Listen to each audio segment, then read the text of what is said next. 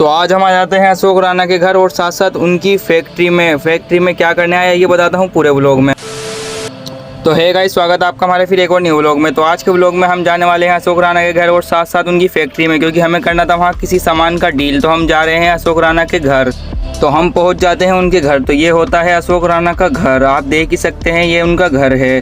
तो हमें काम था उनकी फैक्ट्री में और हम जाने लगते हैं फैक्ट्री की ओर। तो ये आता है पहले लकड़ी का गोदाम, यहाँ लकड़ी का काम होता है, पर हमें जाना था दूसरी साइड में।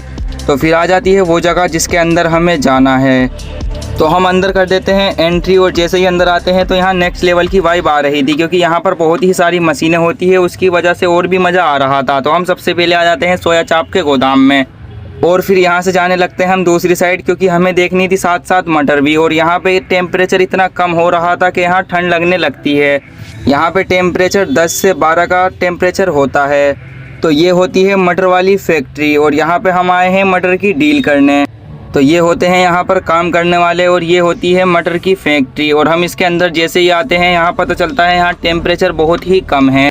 तो फिर हम ऐसे ही मटर देखने के बाद आ जाते हैं बाहर और फिर जाने लगते हैं दूसरी साइड में। वहाँ से हम जैसे ही बाहर आते हैं तो हमारा बाहर आने का मन नहीं करता, बाहर इतनी गर्मी थी बहुत ही ज़्यादा। अंदर जो काम करते हैं उनका मज़ा है, पर यहाँ देखो बेचारों का कितना बुरा हाल हो रहा है। पर हम आ जाते हैं बाहर तो हमें देखने को मिलती है 2 लेजेंडर और फिर हम वहाँ से निकल जाते हैं घर के लिए। ये होता है अशोक राणा का घर और उनकी फैक्ट्री। तो इस व्लॉग को करते हैं यहीं पर एंड, मिलते हैं अगले व्लॉग में।